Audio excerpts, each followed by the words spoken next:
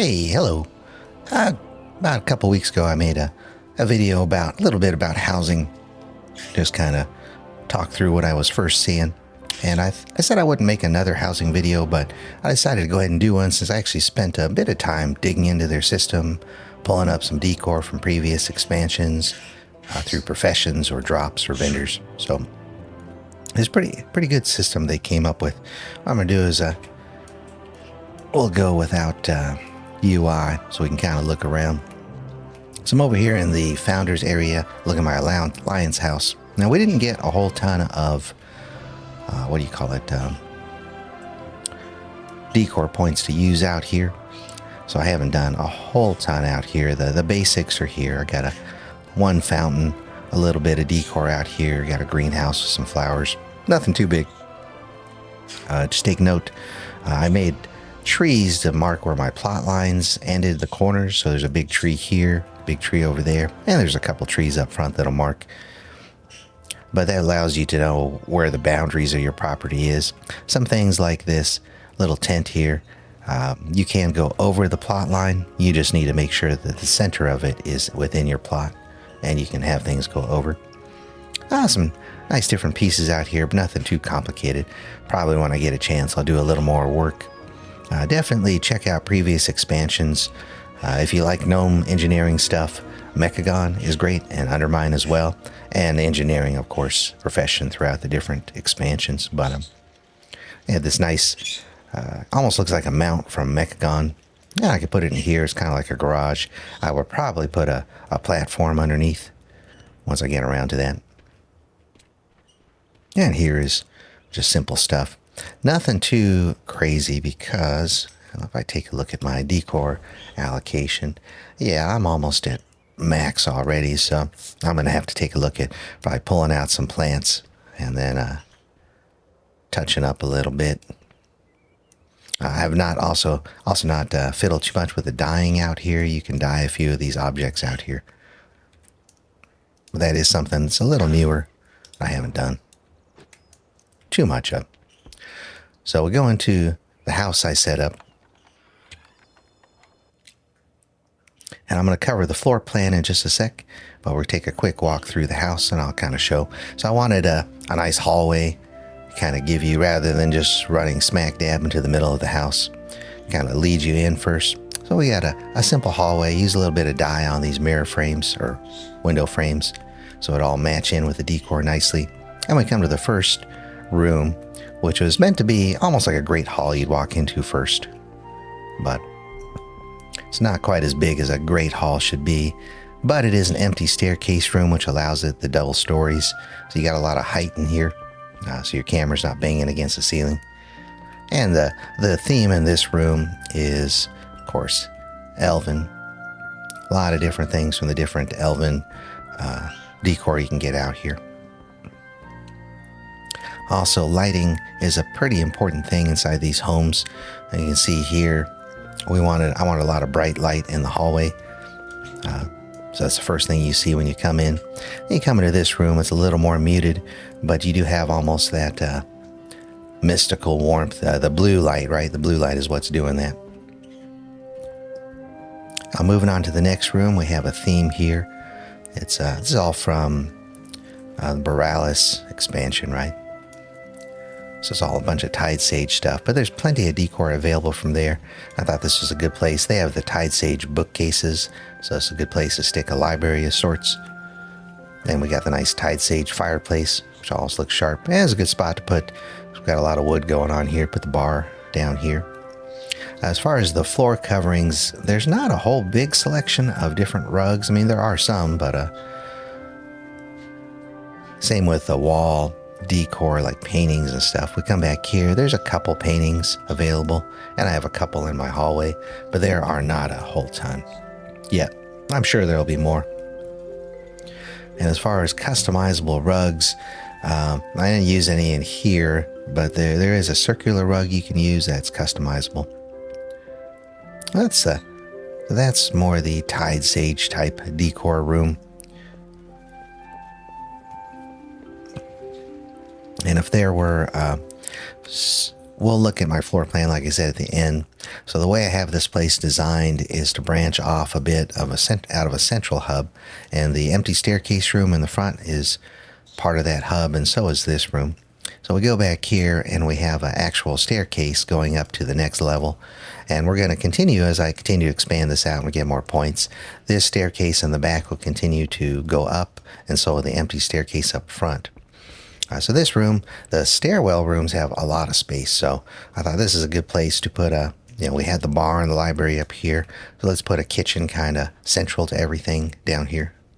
And essential to the upstairs too, right? Because upstairs can come right down here. But Pandaria, the decor I had available, really lent well to setting up a kitchen area and dining area. Now, there's some pieces that I don't have yet. Like, I know there's Pandarian tables available, but I'm pretty sure, I think that's blacksmithing, or it might be inscription. And I do not have those professions going back to Pandaria, so I would have to level that up or go buy it off the auction house. But prices right now are pretty expensive on auction house stuff, so I would wait on that. There's some things you can get depending on what professions you have, like this cook pot I was able to do with engineering. For some reason it has a button to click, but it doesn't really do anything, doesn't seem like. But most of what you're seeing here is coming out of either what I could get from the Pandarian vendors. A lot of this is monk class hall. So I did spend some time to go back and do all the class halls for the tunes I have, so I can get some of the decor. And it took a while, because I didn't do those the first time around. All right. So moving back up the stairs, and once again, we're talking about kind of a central hub. So this empty staircase room and these rooms. So there's going to be a octagonal room in this spot on every single level. And I did want a different theme for each time. So below we have the Tide Sage theme. And this is much more the engineering gnome goblin theme in this room. So a lot of pieces here. A lot of these came from Undermine. And a lot of these came from engineering. So Undermine had a lot of stuff actually. But things like this train set, that came from classic engineering actually. And it's pretty neat. And we got quite a bit of stuff came from Mechagon as well. So there are items to buy from this Stolen Royal vendor and Mechagon. And if you do the daily quests and stuff, then you'll get the scraps and pieces you need to make some of the stuff you can make on the Junkyard Tinkerer bot. So one thing I'll note is there's a lot of customization available with the walls and ceilings and room. So just taking a quick peek back. For the whole hallway entrance, I used the Silver Moon floor here. It's nice and bright. And then same with the walls is the Silver Moon style. And then the central staircase is all done with Silver Moon style etched tile on the walls. But I went to hardwood on the floor in here. So there's a break between the hallway and the next room. And it looks pretty good with the greenery that's growing everywhere. And we moved to the Tide Sage one, and we went to stucco walls, because they have a pretty good warmth when the light's hitting them, and it goes good against the flagstone there, right? And I'm just pointing these things out because there's a lot you can do with just altering the walls and ceilings. And most of my rooms also have vaulted ceilings too. I think all the Octagon rooms have vaulted ceilings like that to give you a little more height. I did find the rooms to be a little claustrophobic if it's flat roofs. That's why I also went with the stairwells to build in, because you have more height to the ceiling as well.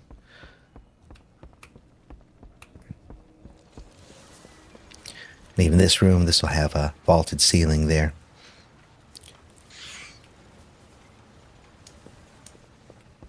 All right. So going on, one thing I did do before was I have a lot of octagon rooms attached to the stairwell hub here, the empty stairwell hub. And they were connected at first by L-shaped rooms that connected over here on the wall, and it would connect back to the other room.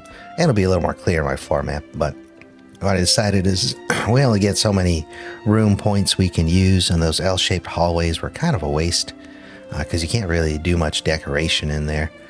So I went ahead and took them out, and instead on my my empty staircase room, I just made a balcony that goes around. And these posts came from Mechagon, so easy enough to build. There's a couple things locked behind achievements in Mechagon, but there's an awful lot of stuff you can get. I think, in fact, the last thing I have to unlock, there's an achievement for tinkering or making 250 items with a tinker bot out there. I'm only at 140, but these posts count, and so does any decor you're making. So what I'll probably do is go craft a bunch of stuff and see if it's worth selling on the auction house, or maybe I'll need more of these poles because eventually when we can build up the staircases, this will go up another floor. All right. And then before we look at the floor plan, we'll take a quick look in the bedrooms here. So the way I did this is you wanted a room, let's say for each one of your tunes, let's say, or at least my max 80 tunes. So I took these octagon rooms that are branched off to the side, and I kind of made it like a apartment. So you have a shared living space in the middle with bedrooms on the sides. So this is for my gnome warrior. And got a nice bed from Undermine that looks very engineery. And then I also used some dye on the doors to help differentiate the different rooms. And of course, gnome is a warrior, so we got some warrior related stuff on that side of the room.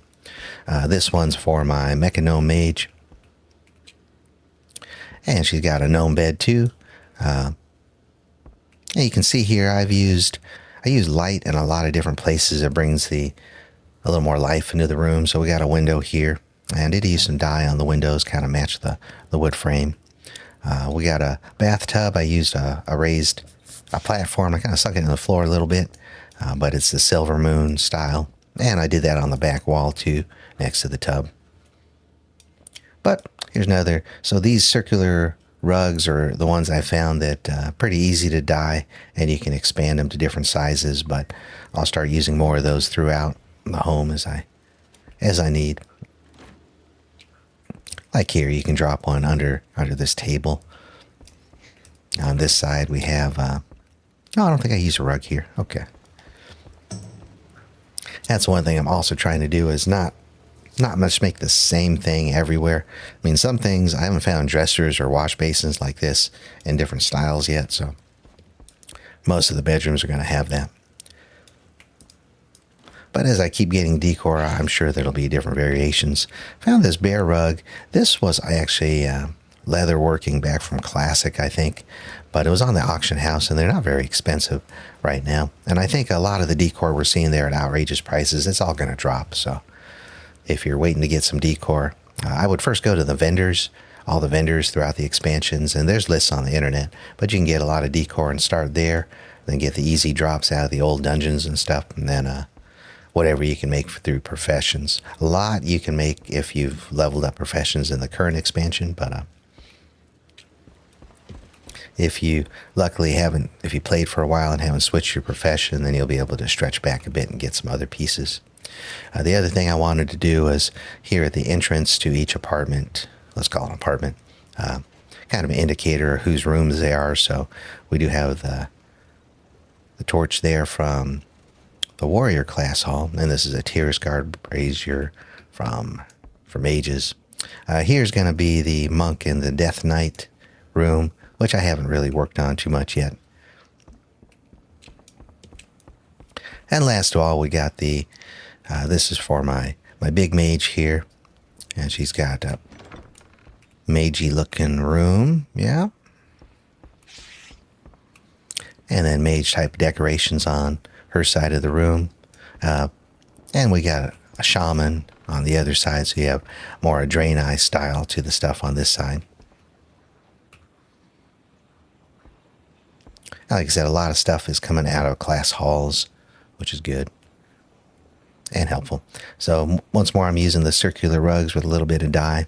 And in fact, for the shaman, I wanted to go with a purpley theme because it kind of matched the mosaics. So I did that for the rug and this chair. On the other side, the mage, there was a color called Kirin Tor Violet, which kind of seemed to match with the mage's, and I used that same color for the other mage's door.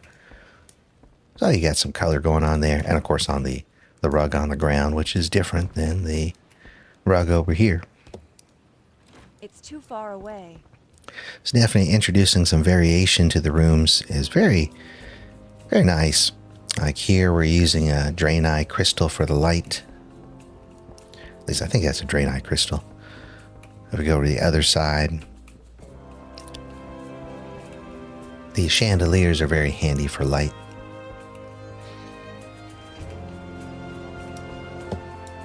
And once again, all these apartments overlook the central kind of courtyard area, I guess we could call it. And I got nice Valdrakken orb.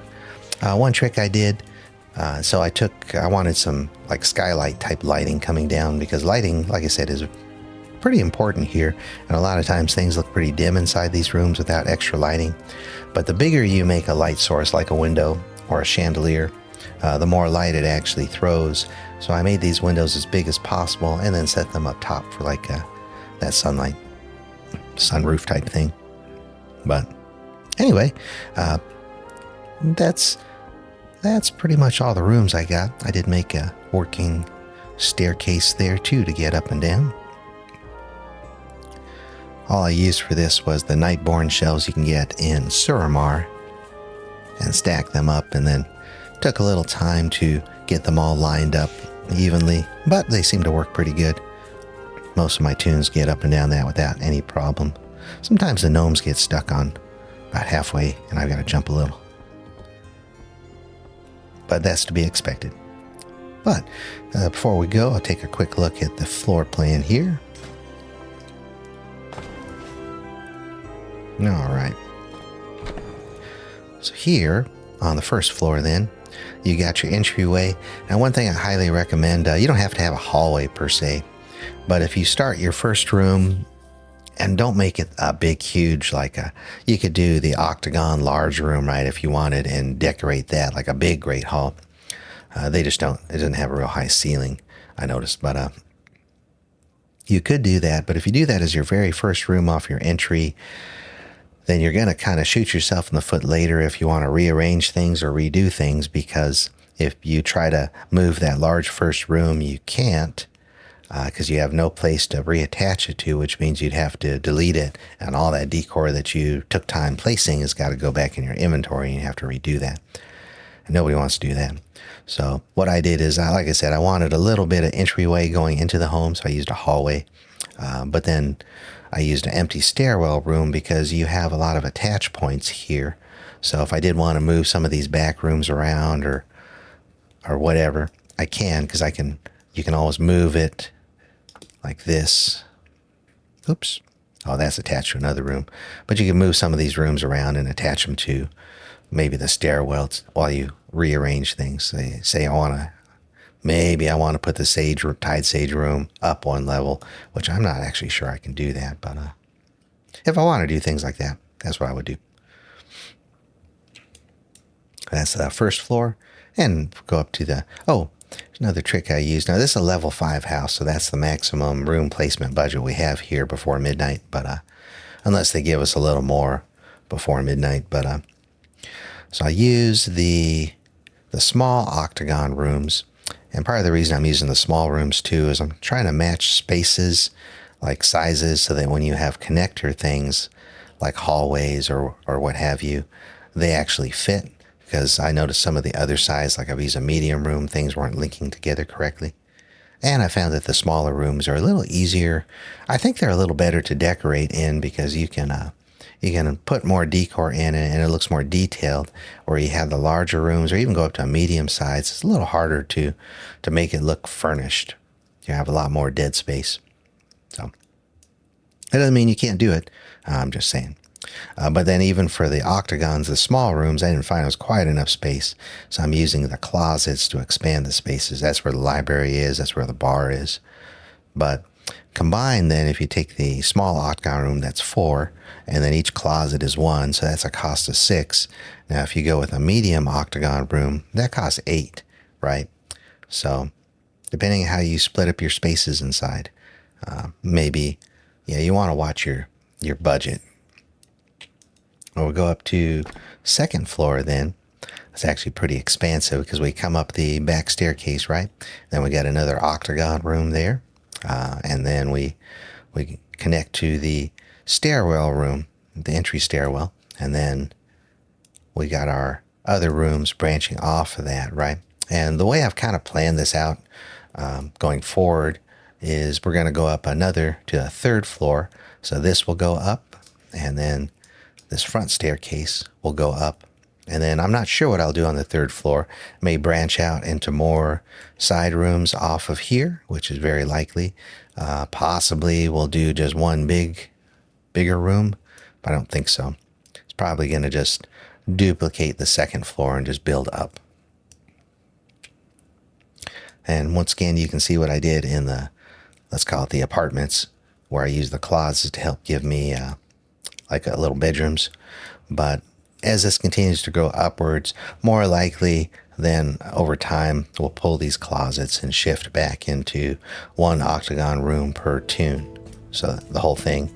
And then maybe I'll use walls to give some privacy, like I did for that Tide Sage fireplace. We'll put a wall up front here, so we can kind of have some privacy from the balcony area.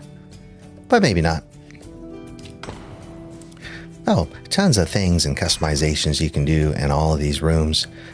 Really good system that Blizzard put together, so it's been a lot of fun tinkering with everything. You can spend hours in here dialing everything in, trying different things, looking at different colors of dye, which I've only started to play with a little bit, but certainly come up with a pretty nice little construction here. But just wanted to share this with everyone. Maybe that give you some ideas for building your own home if you're working on them. We have some time to kill before midnight. The other thing that's on my agenda for the next couple of weeks is I've reviewed the UI that's developing on the beta, and then gone back to retail, compared against what's going on. Of course, some of the spells and rotations are going to change quite a bit for all the classes to be a bit more simplified.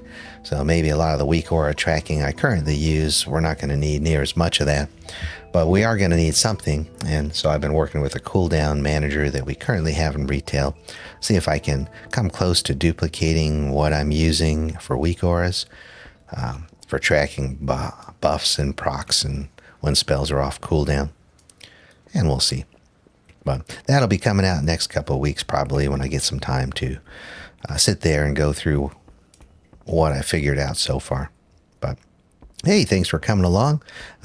Hope you enjoyed that, and maybe you got some ideas for your own home. I'll catch you guys on the next one.